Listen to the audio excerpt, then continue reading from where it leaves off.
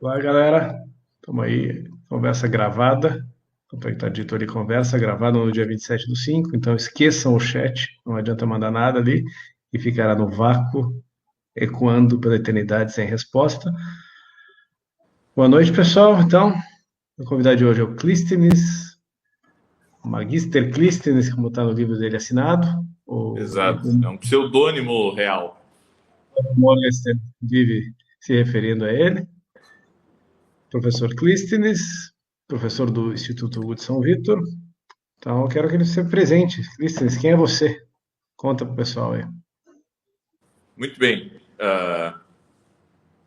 Sou de Porto Alegre, né? Eu acho que isso aí, o sotaque normalmente revela, assim, nascido e criado aqui e não tenho muito a dizer sobre isso, né? Sobre todo esse período aqui que defino que possa me apresentar. Mas eu sou professor e por isso eu botei esse pseudônimo aí no livro, como o Diogo falou, assim, né, desse Magister, que o pessoal começou a me chamar assim, e por causa das aulas de latim, e acabou pegando. Então eu disse, vou assumir de uma vez por todas, né? Achei assim, o cara quando tem um apelido, ele para não pegar muito, ele deixa de lado, mas não adiantou. Então vamos assumir assim esse epíteto, né? Ou sei lá o que é isso aí, na verdade, né?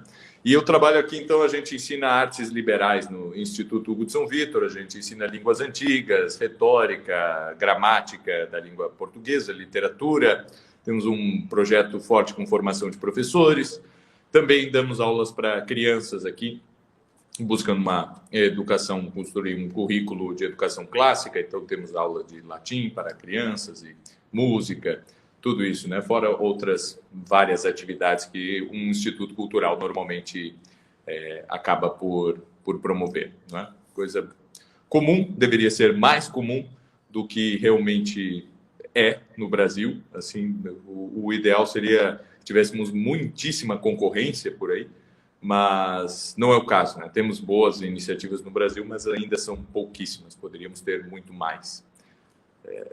Mais ou menos é isso, não é, Diogo?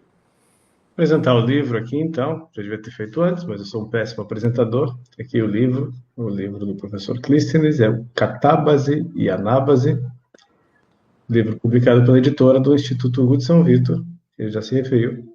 Está passando aí o aviso para comprar o livro. Tem o link na descrição. O livro foi mandado para você, para mim, com dedicatória. Dedicatória em latim, que eu achei muito bacana. Mas uma das coisas que mais me chamou a atenção, antes de falar do livro, foi a tua idade. Eu te conheci lá em Porto Alegre, aí em Porto Alegre, alguns anos atrás, num evento no Hotel Plaza. Você fez uma palestra, um evento organizado pelo Tomás Julião. E eu fiquei, assim, encantado pela tua palestra, achei espetacular. Eu vi que é um cara estudioso sério, assim, fiquei admirado. E nem sabia que você era tão mais novo do que eu. Você tem 6 anos a menos do que eu. Tem uma formação já bem sólida e entende de música, poesia, canta, dá aula de latim, de grego. Você já fez o dever de casa. Eu vejo que o pessoal fica patinando aí, empurrando para o dia de São Nunca a formação básica e perdendo tempo com poeira, né, com bolha de sabão. Então, explica o segredo aí. Quando é que você começou a estudar esses assuntos que devem ser realmente estudados e há quanto tempo você está fazendo isso? Bem, isso é a mais pura verdade e é o grande problema, eu acho, Diogo. Tu tocaste na ferida, porque primeiro o pessoal ainda está discutindo qual é a melhor tradução de cada um dos autores possíveis que deve ser lido e qual que ele deve comprar e tal, né? E normalmente ele já tem um livro. Eu tenho esse livro aqui de Hesíodo, mas eu ainda não li, porque eu quero saber se essa é a melhor tradução, qual. E ele pergunta para todas as pessoas assim na internet que ele considera que possam dar uma resposta assim. E ficam nessas, né? Não, e o sujeito não lê nunca, né? Então daí ele passa, daí alguém diz assim, vê pela maioria dos votos é a tal tradução que eu devo ler. Ele acaba indo lá e comprando a tradução e deixa ali na estante, né? Fica por ali mesmo, não acontece mais nada, ele vai primeiro montando a sua biblioteca antes de ler qualquer coisa. E ele comenta muito assim na internet, olha, estudar artes liberais é muitíssimo importante, porque é o fundamento todo da cultura e não sei o quê. Mas ele não quer começar a fazer uma aula de música, a cantar num coral, a se meter em alguma coisa, assim, aprender a ler uma partitura, pegar um professor, assim, porque, justamente, o único coral que tem na minha cidade, eles são esquerdistas, então eu não posso cantar com eles, né? Então, e a coisa vai indo assim, é sempre um problema atrás do outro e, na verdade, o que acontece é que nada acontece. Por isso, né? Por ver assim, não, enquanto eu não tiver replicado ao meu entorno a Escola Palatina, assim, a Biblioteca de Alexandria, uma escola nos moldes jesuíticos, assim, da Ratio Studiorum e tal, então eu não posso começar a estudar, né? E eu só fico aqui, então, falando de política aqui na internet mesmo e xingando todo mundo e vendo as notícias aqui, atualizando o site das notícias para ver o que está acontecendo. E realmente não dá certo, né?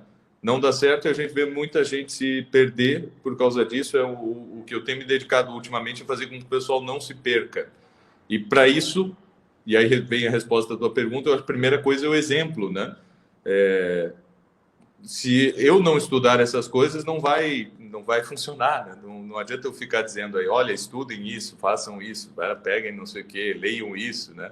Tal livro é bom, tal tradução é boa.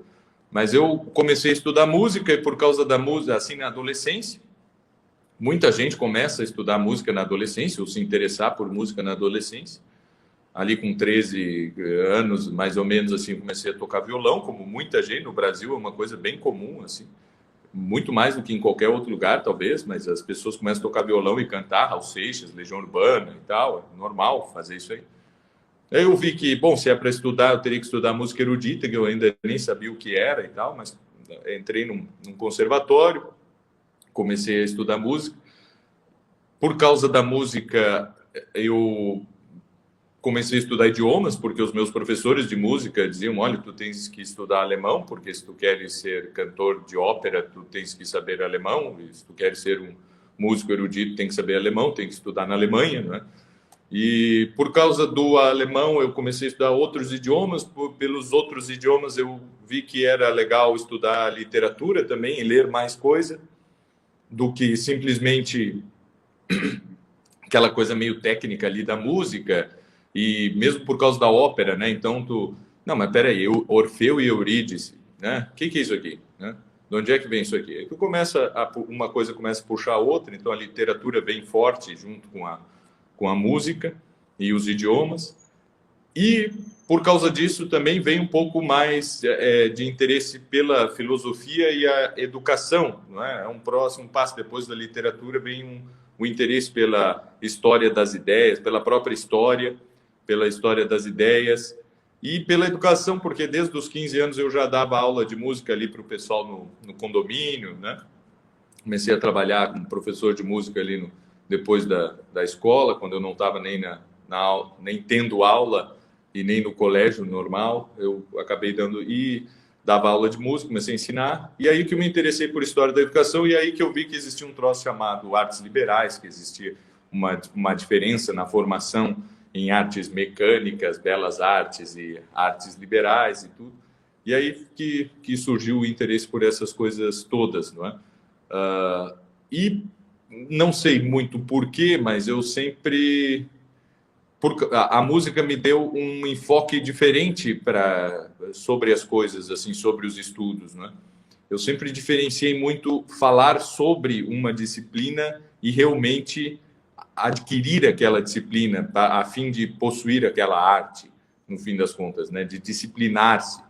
Então eu vi assim, não pode ser que para a música eu tenha que ficar repetindo, né? Se eu estou tocando piano 1 milhão de vezes o mesmo movimento ali, até que ele fique automatizado e saia com naturalidade. Não pode ser que para as línguas não seja assim, para a matemática, para diversas outras coisas, né? Eu preciso dominar essas coisas para aí sim poder falar sobre isso.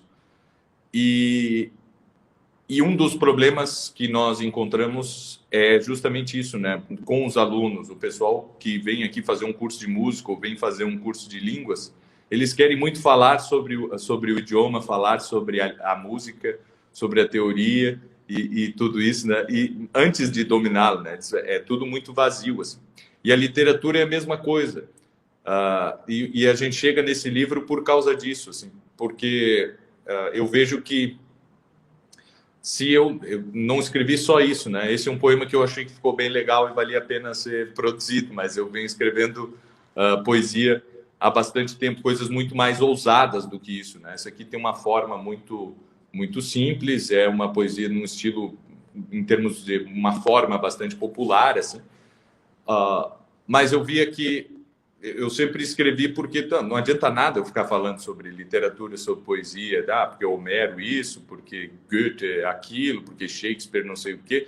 Se eu não fosse capaz de fazer aquilo também, né? Se eu não dominasse a arte, assim como ninguém acredita num crítico musical que não toca nada, ninguém vai confiar numa interpretação de um texto de um sujeito que não domina a língua na qual o texto está escrito.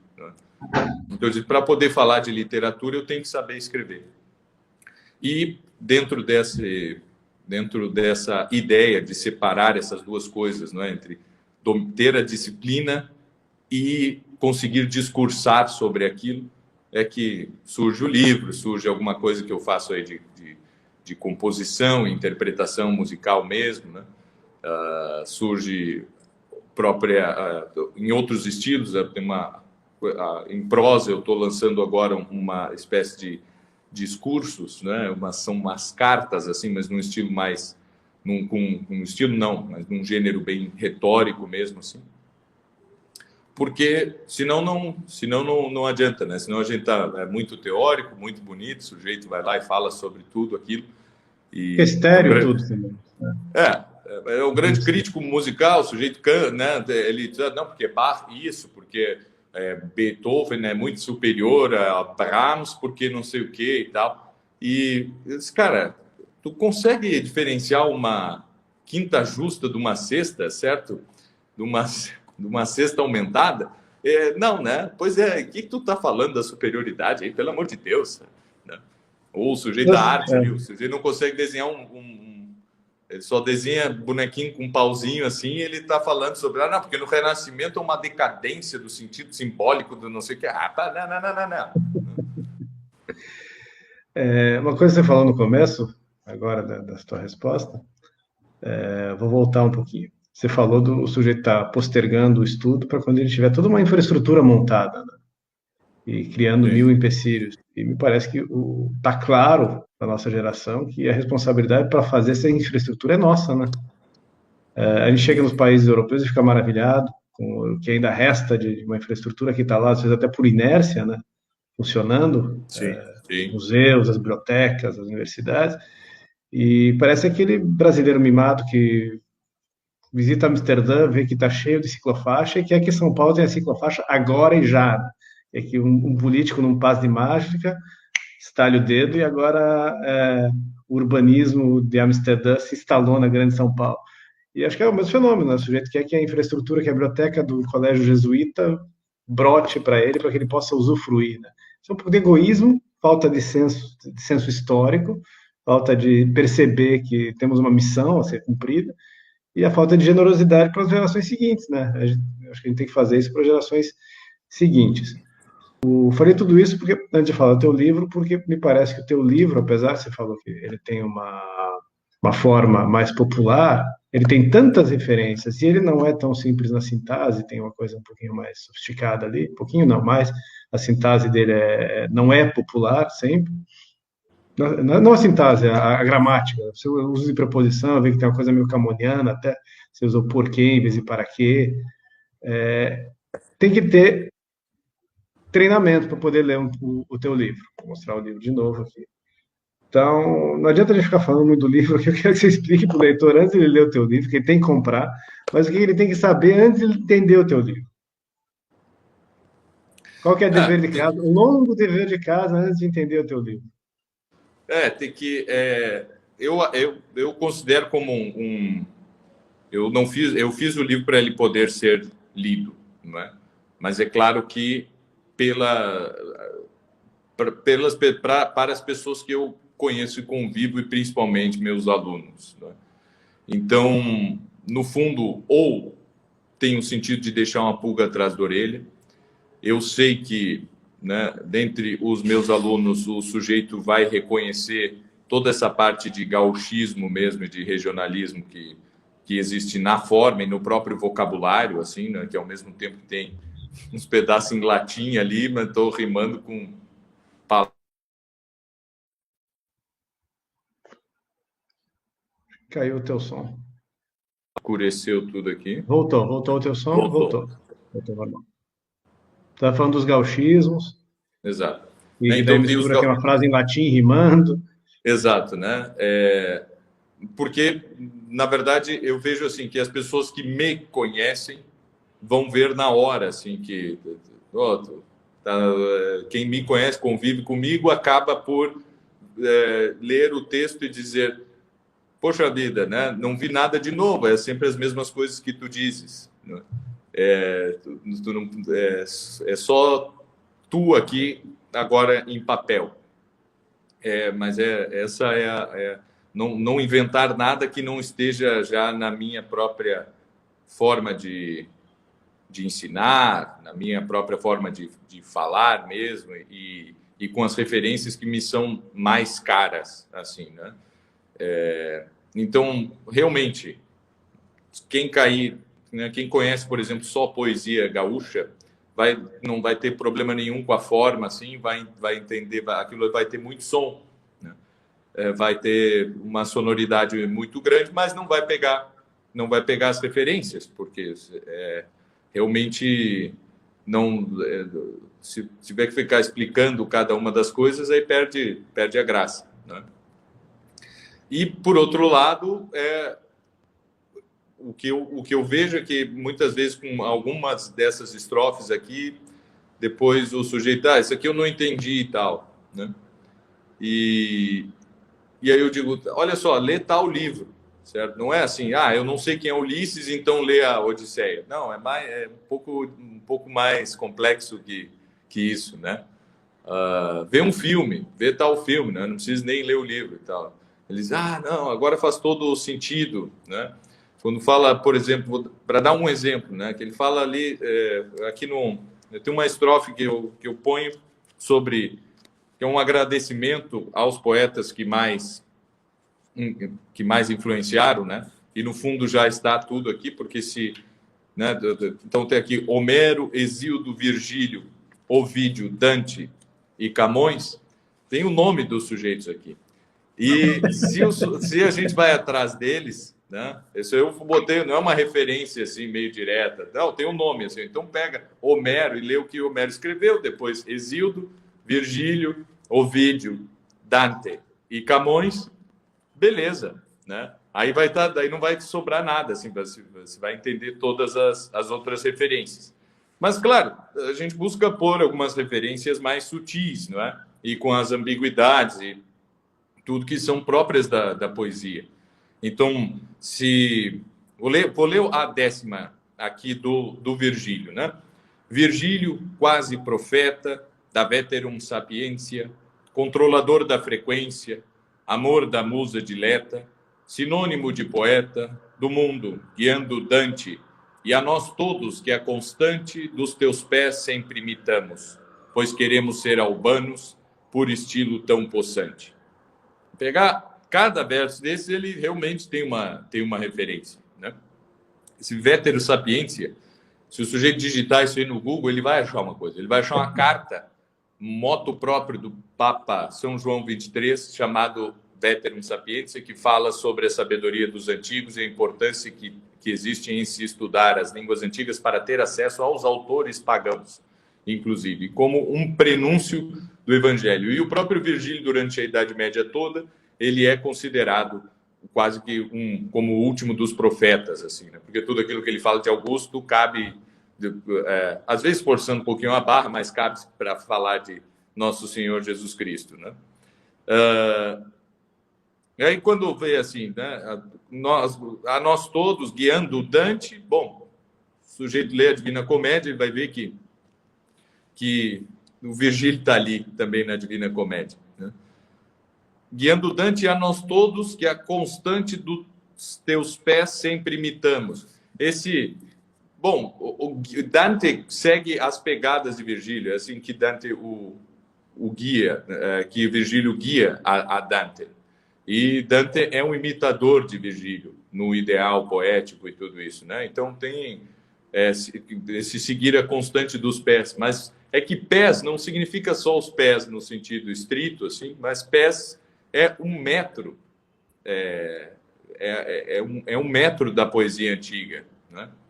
Então, e todos os que aprendem a escrever em latim aprendem imitando os pés de Virgílio, principalmente. Então, se a gente vê o Santo Agostinho falando sobre poesia, sobre escrita, sobre gramática, alguma coisa assim, ele fica citando Virgílio o tempo todo, né?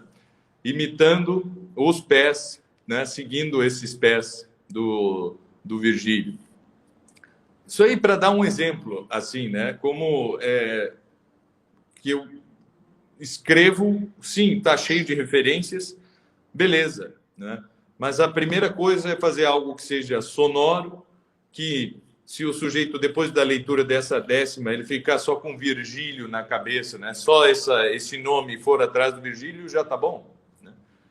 Aos poucos, aquilo vai fazer mais sentido. E o poema é mesmo curto, porque se algum dia for do interesse de alguém memorizá-lo, ele terá bastante material para refletir. Assim, né? Não tô, há uma parte que é mais narrativa, mas mesmo dentro da narrativa ah, há diversas referências também. Mesmo na parte que é mais narrativa, há muita coisa de lírica também, são reflexões ali que existem, né? Que a gente resolve na edição, botando em itálico, fazendo alguma coisa assim. Mas essa é a ideia, né? Eu realmente não consigo deixar de ser didático, assim, deixar de dar aula mesmo quando estou escrevendo, né? Dá para Eu prefiro, perceber isso na leitura. isso Tem pode uma ser um passagem defeito, e que eu até demais. assumo, né, que realmente literatura e poesia não é o fim assim último, e mesmo quando ela é didática, ela não pode ter isso aí muito escancarado, né? E eu corrijo, eu apago muitos versos que eu faço por serem somente aulas, certo? Aulas metrificadas. Esse livro aqui até o momento é o máximo que eu consegui dentro dessa poesia, porque o livro é uma poesia só. É o máximo que eu consegui assim, olha, aqui não é só aula, certo? O resto todo é aula, mas aqui não. Conta um pouco a biografia do livro. Você explica na apresentação ali. A ideia geral, você falou que é um poema só. A ideia, você escreveu ela durante o lockdown, que você estava morando na Alemanha, né? Exato, E você faz uma imagem do lockdown, comparando a situação com Ulisses na caverna, né? na caverna do Então, Polifemo, né? explica. Então, existe esse episódio dentro da Odisseia. Ulisses ele já está no último lugar antes, né, que ele para antes de ir para casa, que é a Ilha dos Feácios, e lá ele é muito bem recebido, há um banquete e tudo isso, sem que ninguém soubesse quem ele era. E depois ele se revela, né? Na verdade ele chora por ouvir a própria história da queda de Troia e tal. E ele acaba se revelando com esse choro, né? Então ele conta todo o seu percurso até chegar ali à Ilha dos Feácios. E dentro dessa história há o episódio onde ele está preso na caverna do Ciclope Polifemo. Diogo? Perdemos o. Ah, tá certo.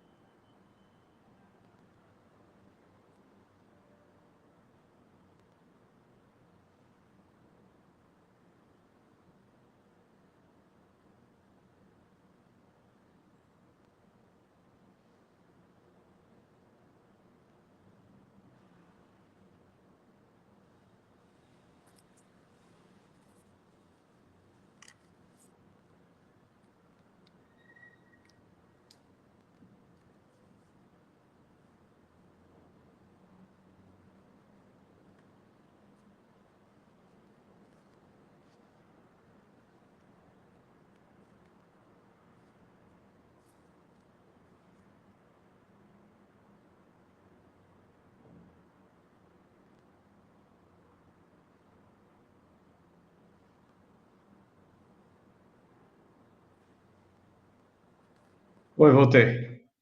Pronto, pronto. Tudo bem que a gente não está ao vivo, depois eu corto esses 3 minutinhos aqui, que caiu a rede aqui. Maravilha. Eu Então, não lembro. sobre a gênese aqui do livro, né? Como está ali na introdução. Mas, enfim, existe o episódio da caverna de Polifemo que está na Odisseia, que é um episódio que Ulisses narra ao rei dos Feácios antes de poder voltar definitivamente para casa. O último lugar que Ulisses para é na ilha dos Feácios. E dentro dessa narração há diversos episódios de todos os lugares por onde Ulisses passou, e um deles foi a caverna de Polifemo. Ulisses aporta na ilha onde vivem os ciclopes, que não tem... são homens brutos, né? Na verdade são gigantes, proporções descomunais, somente com um olho na testa, e que não tem cultura nenhuma para além do pastoreio, né? Eles vivem ali numa situação bastante primitiva, sem grandes construções e nem nada disso, né? Sem arquitetura, sem nada. Vivem em buracos junto com as ovelhas, tomando leite, comendo queijo e carne de cabra. Ovelhas, né? E essa é a realidade. E Ulisses acaba aportando ali, ele vai buscar alguma coisa na ilha para continuar a sua viagem, não é? Que é o comum, tu vai estar fazendo uma viagem, tu tem que parar para pegar os mantimentos. E entra na caverna do Polifemo, que é esse ciclope, e lá há tudo, né? Há muita comida, muito queijo, muito leite, tudo isso. Eles se banqueteiam ali daquilo, mas eis que o dono da casa chega, o dono daquela comida toda, né? E fecha a porta, não deixa mais ninguém sair, está ali Ulisses, os seus homens, e começa a devorar aos poucos os homens de Ulisses, né? Ulisses será o último a morrer, porque Ulisses deu um pouco de vinho para o Ciclope não conhecia vinho, ele toma aquilo, acha muito bom e diz, não, pode ficar aí tranquilo, porque tu serás o último a morrer, né? Mas vão vivendo aí, tá tudo certo, certo? E dentro dessa ideia de lockdown, tem bem mais, eu consigo detalhar um pouquinho melhor ali na introdução do livro, mas dentro dessa ideia de lockdown é isso aí que eu me senti, não é? Porque eles estavam na Alemanha e de um dia para o outro, olha, né, ligaram do meu chefe lá, dono da escola onde eu trabalhava, diretor da escola, ligou e disse, agora não tem mais, tá tudo fechado, não precisa mais tu não precisa mais vir trabalhar, né? E eu digo, tá, beleza, e como é que é, né? Ele disse, não, porque o governo já deu o subsídio todo, ele vai pagar o salário integral de todo mundo que trabalha com educação e não precisa, né? E não precisa ir trabalhar, simplesmente isso, né? Depois a gente vai ver o que a gente faz. E aí tá, beleza, o dinheiro caía ali na conta, né? Só que a gente tá trancado dentro de casa, né? Vivendo do dinheiro que vem do governo e tal. É uma situação meio esquisita. Tudo isso, né? Viver com dinheiro de governo e sem trabalhar e estar trancado dentro de casa porque o governo mandou, sem saber muito bem, não é?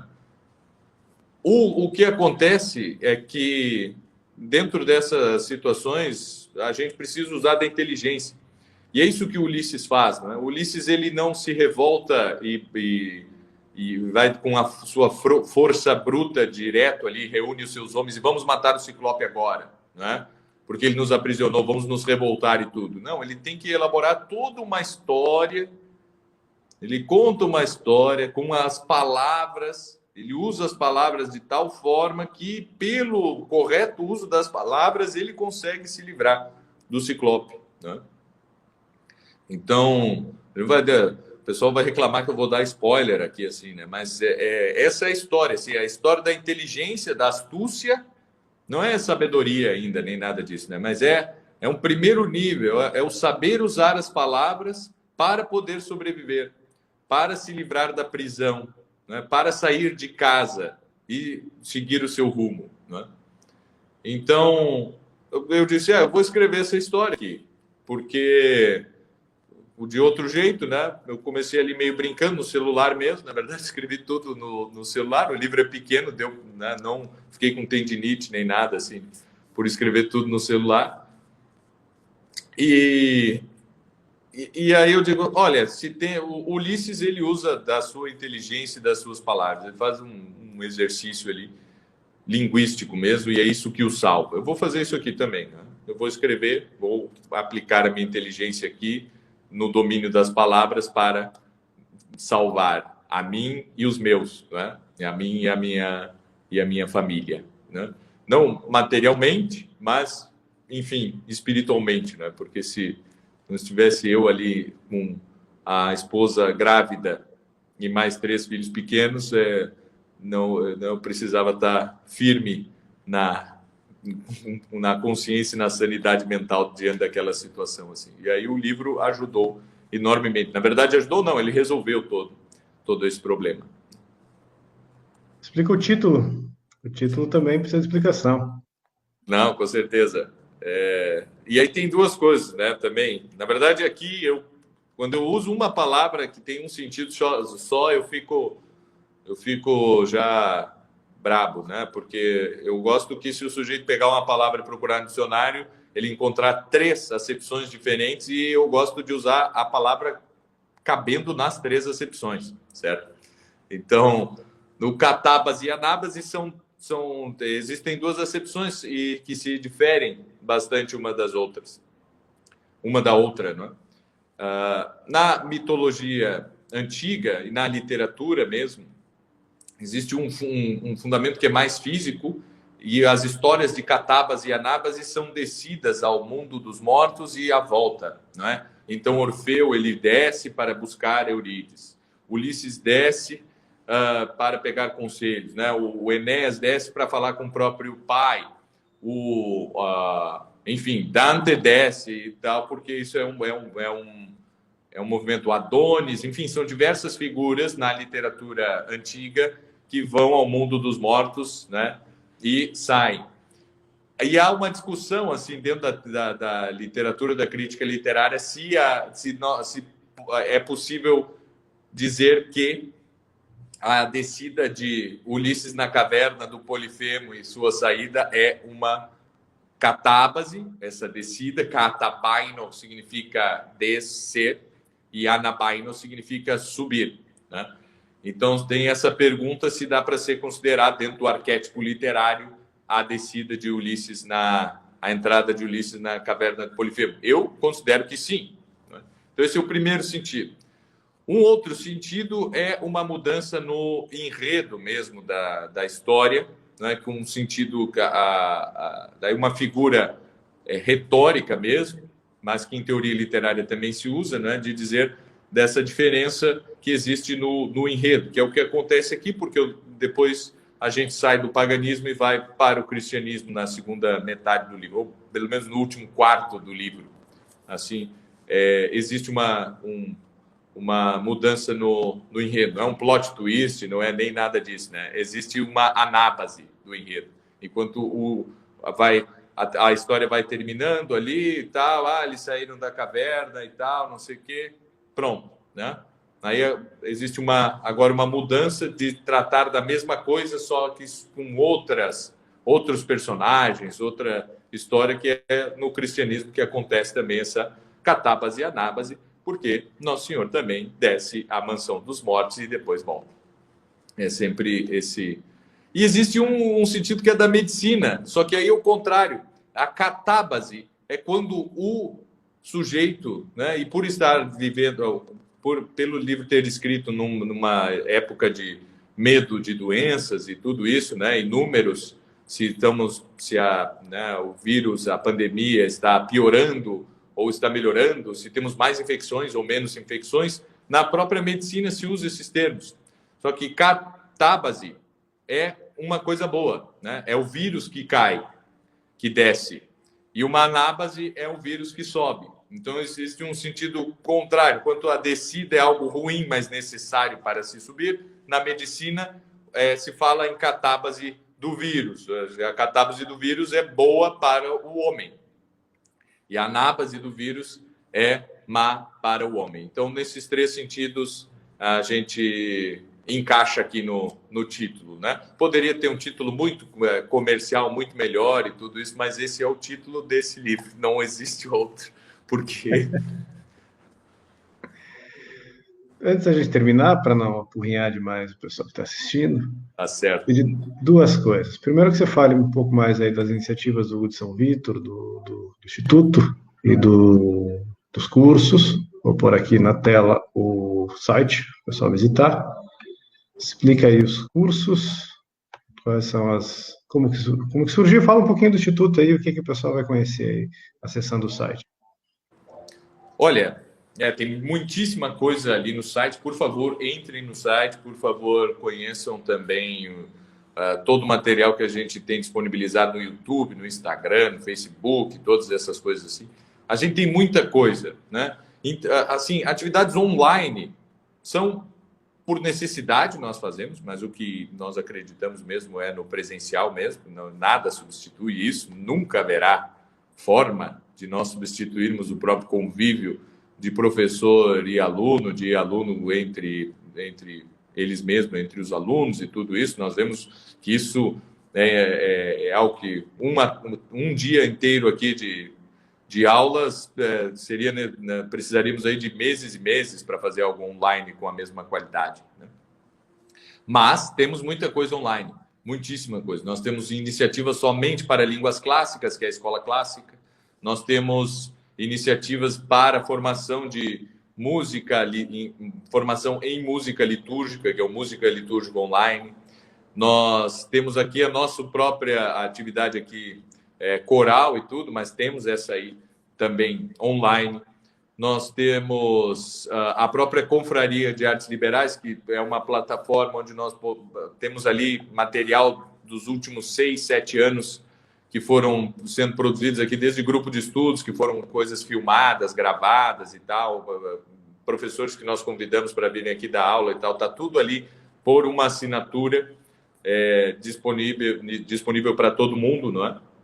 Assinatura para que nós possamos manter a plataforma, manter o site e operar tudo isso, né? E deixar e fazer com que seja materialmente possível a divulgação disso tudo. E nós temos a atividade editorial também aqui no Instituto. Então nós temos a coleção coleção Sete Artes Liberais, que são livros que nós estamos lançando aos poucos aí, mas ela já pode ser adquirida quando abrem os lotes, porque nós precisamos, é uma organização medonha aqui esse tipo de trabalho. Eu não entendo muito bem, eu não sou o administrador aqui do Instituto, mas é bem complicada a coisa. Então, está aí já vamos, o pessoal vai começar a receber nos próximos dias, quando essa gravação aqui for ao ar, vai começar a receber o volume 3 e 4, que tem 800 páginas cada um, que são mais 2 volumes de gramática. E são 12 volumes ao todo, tratando de todas as artes liberais. Então, o primeiro foi uma introdução, o segundo foi a parte de gramática de língua portuguesa, uma grande revisão, mas bem fundamentada, mais clássica mesmo da língua portuguesa, e um curso de literatura que eu escrevi ali para pôr nesse volume. E agora nós temos a gramática de latim, que é uma gramática bilíngue em 2 volumes, e depois nós teremos o livro de retórica, dialética e uma série de manuais aí que estamos lançando dentro dessa coleção, que é o projeto editorial mais audacioso aqui nosso.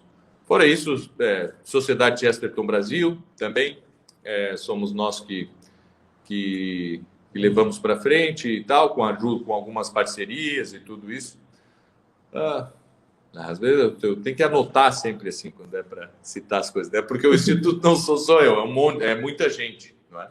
O trabalho que você está descrevendo é um trabalho civilizador, né? Um trabalho de plantar sementes de civilização aqui no Brasil, muitas delas que talvez tenham sido semeadas antes da expulsão dos jesuítas, mas depois ficou muito pouco, e na maioria dos casos nós não tivemos. É engraçado porque eu lembro do começo do governo atual, quando colocaram aquele doido lá, Roberto Alvim, lá na Secretaria de Cultura, e o pessoal discutia muito sobre o que seria, o que a Secretaria de Cultura de um governo conservador teria que fazer.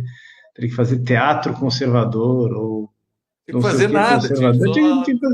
Tinha que financiar isso aí. Se é para o governo financiar alguma coisa, esse tipo de iniciativa, é isso aí que tem que ter dinheiro público. Porque isso aí não se trata nem de ser conservador, se trata de ser civilizador, né? Não, exato. Até porque, olha, a nossa base de alunos e leitores e tudo isso não está assim só conservadora, não. Ao contrário, nossos cursos é, é um é o samba do crioulo doido aqui, assim, tem de tudo. Não tem muita frescura, não, assim. Eu falei que Vai ia de encerrar, mas a conversa tá boa, vamos conversar mais um pouquinho aí. Não sei se você tá, temos aí mais uns 5 minutos, acho que antes de encher o saco de todo mundo. Fala um pouquinho mais do Instituto Hugo de São Vitor, você falou que tem mais gente, eu acho que é importante você explicar isso aí, como é que surgiu e como é que faz, eu acho que muito rapidamente, para que haja uma replicação. A gente precisa de mais institutos desses, a gente precisa do instituto que ele cresça, continue crescendo nessa toada que vem, mas a gente precisa que outras sementes dessa sejam plantadas aí pelo território brasileiro, precisa com urgência. Então explica como é que faz. Olha, tem algumas coisas que são bastante claras, assim, que eu vejo não só pela nossa experiência, que a gente, como todo mundo, erra muito mais do que acerta, né? Mas por eu observar assim outras iniciativas, né, de gente que vem pedir ajuda assim e tal. A primeira coisa é saber que quando o sujeito é professor, quando ele gosta de escrever, de cantar, pintar, sei lá o que, essas coisas, ele provavelmente será um péssimo administrador, um péssimo marqueteiro, tudo isso, certo? Tu não vais conseguir ganhar dinheiro com essas coisas, não é? E tu precisas de dinheiro. Não adianta tentar botar uma iniciativa, nós vamos alugar uma sala e aí nós vamos começar a dar aula e nós mesmos vamos fazer a contabilidade, né? Eu vou juntar eu mais 2 amigos. Pô, vocês podem ser gênios, certo? Pode ser pessoas fantásticas assim, para ensinar seja lá o que for e tudo isso, né? E pode ser que tenha muita gente querendo aprender com vocês e pagando dinheiro. Não vai funcionar, certo? Se não houver pessoas que cuidem de uma parte burocrática mesmo ali, material, que cuidem da contabilidade, que cuidem de pagar os boletos em dia e os impostos e sei lá o quê, não vai funcionar. Então, a primeira coisa assim, né? Juntem pessoas que sim tenham um ideal de contribuir com a educação e tudo isso, mas não necessariamente precisam ser professores, né? Essa é a primeira coisa, ou intelectuais, ou artistas, ou seja lá o que for. Pode ser todo mundo, certo? Todo mundo tem alguma coisa para contribuir. Pô, o que mais se quer num ambiente desse é realmente ter um advogado, um contador, um cara bem burocrata, assim, que pega e só, olha, eu fico aqui fazendo os papéis o dia todo e tal, e estuda pouco. E outra coisa aí que vem depois, né? Uniformidade de ideias e concordância com as coisas não existe. Não tenta fazer ter um grupinho, não, nós fizemos lá um instituto que aí todo mundo concorda com tudo aquilo que é essencial. Vai ver, não tem concordância nenhuma, né, com o que é essencial, tem só nós fizemos um instituto que lá todo mundo usa suspensório e fuma cachimbo, é isso aí que precisa ser, nós precisamos todos concordar. Não vão concordar, certo? Não concorda com a metodologia que tem que fazer, é difícil concordar em alguma coisa, né? E tem que levar para frente, de qualquer forma. E tem que saber abrir mão de algumas coisas e fincar o pé em outras e tudo isso, né? Mas saber assim, olha, eu vou fazer isso aqui, por mais que eu não concorde, o que for decidido eu vou fazer. Se não, não dá certo, né? Eu queria fazer um negócio e o pessoal decidiu fazer outra coisa, eu saí fora, briguei com todo mundo. Eu disse, bem feito, cara, termina mesmo, porque não é assim que se faz, né? As iniciativas que vão para frente são aquelas em que o pessoal abre mão, para ter uma ideia aprovada, tem que abrir mão de sim. É assim que funciona bem as coisas, né? A cada ideia que eu tenho, eu vou abrindo mão aos poucos, assim, apresento e o pessoal, não, vamos fazer outra coisa. Então, beleza, vamos fazer outra coisa, certo? Mas tem que fazer. O importante é fazer alguma coisa, certo? Fazer o melhor, sim, mas a gente não sabe, a gente não tem o critério para ver o que é realmente o melhor, assim, suprassumo de todas as coisas. Isso aí depende de muita coisa, né? Então, assim, duas coisas, né? Tocar, eu acho que o que tem dado certo aqui é isso, né? A gente tem bastante gente envolvida, não necessariamente grandes intelectuais, ao contrário, isso aí não dá certo. Quanto mais inteligente é o sujeito, mais difícil é trabalhar com ele.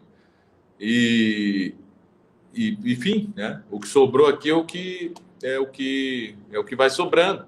Então a gente vai pega um, pega outro e tal, vai pegando, sempre dá condições para gente jovem ajudar e trabalhar e tal, né? Então aqui, pô, tem bastante gente que trabalha conosco, que é o primeiro emprego que o sujeito está tendo, né? E ao mesmo tempo que ele está aprendendo latim, está cantando aqui no nosso coral e tudo isso, né? Com 18, 20 anos. Tem que fazer isso aí, né? E tratar como colega de trabalho, né? Não como, vocês aí, gurizada, né? Tem muito que aprender e coisa assim. Não, é um colega de trabalho teu, normal, e a coisa vai assim, porque senão a coisa não tem continuidade, né? Se eu olhasse para trás e visse assim, pô, nós aqui que já temos aí 35, 40 anos, alguns, cara, daqui a 20 anos eu não tenho mais força, né, para as mesmas coisas que eu tinha há 10 anos atrás, quando a gente começou o Instituto. Assim. Preciso de uma gurizada que fique trabalhando de madrugada, que faça essas coisas assim, né? Que não tenha filho ainda e família e tudo isso, né?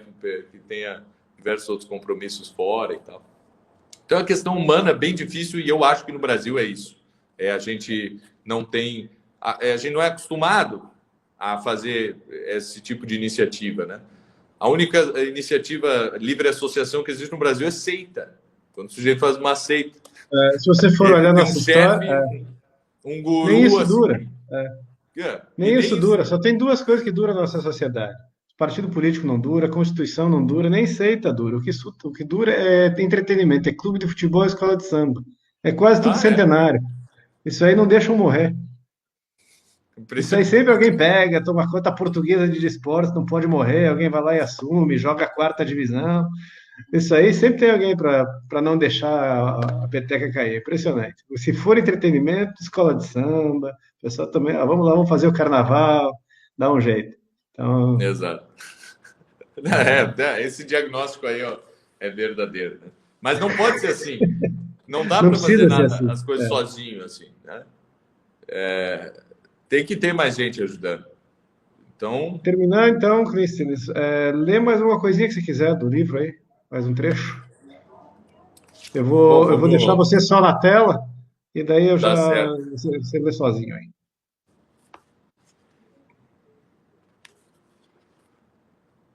Ulisses, furador de olhos, fizeste um bem ou maldade? Causaste a calamidade, reuniste os espólios? Por naufragar nos abrolhos, te educaste no alto estudo, e o ciclope baixa o escudo e abandona sua caverna, o cego vê a luz eterna, o mito é o nada que é tudo, porque o cego às vezes vê mais do que aquele que enxerga, como vara que não verga, ele enxerga porque crê, e crendo, medita e lê neste texto tão velho, seja o sol, ou seja Hélio, os nossos olhos arranca, como o santo que manca pelo texto do Evangelho. Muito obrigado. Agradeço todo mundo que acompanhou até o final aí. Compre o livro, tá no link. E Clístenes, prazer, cara, sempre conversar. Se ele pudesse, conversava mais tempo, mas eu tenho um bebê para cuidar aqui. Preciso ajudar minha esposa. Um abração. Até a próxima. Maravilha. Muito obrigado, Diogo. Tudo de bom. Tchau.